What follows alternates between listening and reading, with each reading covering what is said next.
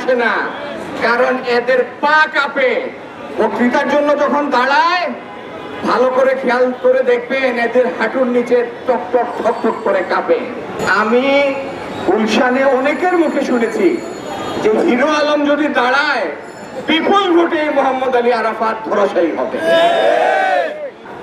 লেবু চিপে যেরকম রস বের করে বাংলাদেশকে এরা ফোকলা করে ছেড়ে দিয়েছে। আজকে আমরা রাস্তায় নেমেছি এই যে 43 ডিগ্রি গরমের মধ্যে কোনো শোকে নামি নাই। সেই চিফ ইলেকশন কমিশনারের মত অনুযায়ী নির্বাচনী সহিংসতার নাম হলো যার উপর সহিংসতা হবে তার ইন্তেকাল করে এখানে আসতে হবে।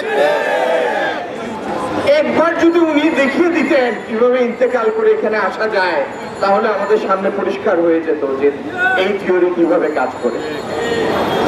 শেখ হাসিনার গত 15 বছরে অনেকগুলি কৃতিত্বের একটি, উনি এমন এক মন্ত্রিসভা উপহার দিয়েছেন, এমন একটি টিম সেট করেছেন তার সাথে যাদের দেখলে লাজবাব হয়ে যেতে হয়। এদের কথাবার্তা শুনলে আপনার আক্কেল গরম হয়ে যাবে, আপনার কথার উত্তর দেওয়ার কোনো সুযোগ থাকবে না।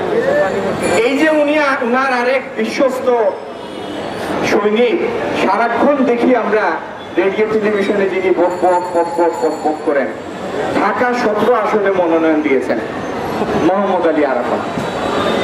বিশ্বাস করেন আমি গুলশানে অনেকের মুখে শুনেছি যে হিরো আলম যদি দাঁড়ায় বিপুল ভোটে মোহাম্মদ আলী আরাফাত ধরাশায়ী হবে। এর কারণ হলো এই যারা ক্ষমতায় আছে গত 15 বছর যাবত এদের পায়ের তলায় মাটি নাই। যখনই আপনাদের আগেই বলে রাখি, যদি আল্লাহর রহমতে অদূর ভবিষ্যতে কোনোদিন বাংলাদেশের কিসমতে সুষ্ঠু নির্বাচন থেকে থাকে, প্রথমে খেয়াল রাখবেন মৃত ভোট কয়টা আছে, মৃত ভোটার। এরা প্রথমে এই মৃত ভোটারদের ভোট কাস্ট করার চেষ্টা করে, কারণ জীবিতদের মধ্যে এদের ভোট আর অবশিষ্ট নাই। এদের দিন শেষের পথে। এবং বাংলাদেশে এরা লেবু চিপে যেরকম রস বের করে বাংলাদেশকে এরা ফোকলা করে ছেড়ে দিয়েছে। 2 মাসের ব্যবধানে এক দখল করা ব্যাংক থেকে 8,000 কোটি টাকা লোপাট করেছে, যেই ঋণ গ্রহীতাদের নাম ঠিকানা কিছু নাই। একটি প্রজেক্ট নিয়েছে যেগুলি বহির্বিশ্বে 20,000 30,000 কোটি টাকা, বাংলাদেশের সেই প্রজেক্টের মূল্যমান 80,000 কোটি টাকা, 1,30,000 কোটি টাকা।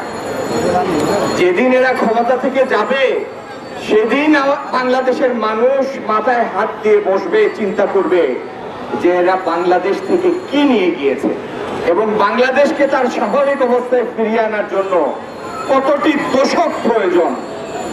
আমাদের ভবিষ্যৎ প্রজন্ম বংশ পরস্পরায় এদের কুকীর্তির দায় আমাদেরকে শোধ করতে হবে। আজকে আমরা রাস্তায় নেমেছি এই যে 43 ডিগ্রি গরমের মধ্যে কোনো শোকে নামি নাই। আমরা মনে করি আমাদের উপরে আমাদের ভবিষ্যৎ প্রজন্মের হক যেন এই দেশটিকে আমরা বাসযোগ্য করে রেখে যেতে পারি।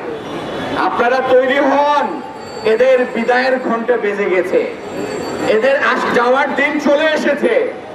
টেলিভিশনে এরা বড় বড় কথা বলে, কিন্তু এদের মুখের দিকে ভালো করে তাকাবেন, মুখের পেশি আর আগের মতো নাচে না, হাত আগের মতো নাচে না, আগের মতো আক্রমণাত্মক কথা এদের জিভ দিয়ে আসে না, কারণ এদের পা কাঁপে। বক্তৃতার জন্য যখন দাঁড়ায় ভালো করে খেয়াল করে দেখবেন এদের হাঁটুর নিচে টক টক ঠক ঠক করে কাঁপে, কারণ এদের যাওয়ার সময় হয়েছে। তাদের সব থেকে বড় ভয় এদেশের সাধারণ মানুষকে, আর সাধারণ মানুষের এদেরকে ধাওয়া করার দিন চলে এসেছে। আমরা এখনো চাই না আফগানিস্তানের মতো এরা প্লেনের চাকা ধরে দেশ ছাড়ুক। আমরা চাই না শ্রীলঙ্কার মতো এদেরকে বস্ত্রহীন করুক প্রকাশ্যে রাস্তায়। এখনো যদি শুভবুদ্ধির উদয় হয় তাহলে এখনো সময় আছে। আর দেরি না করে নির্দলীয় নিরপেক্ষ তত্ত্বাবধায়ক সরকারের হাতে ক্ষমতা হস্তান্তর করেন, যাতে একটি সুস্থ স্বাভাবিক সিভিল উপায়ে ভদ্রোচিত উপায়ে আপনাদেরকে টাকা দিতে পারি, সেই ব্যবস্থা সেই সুযোগটা করে দেন।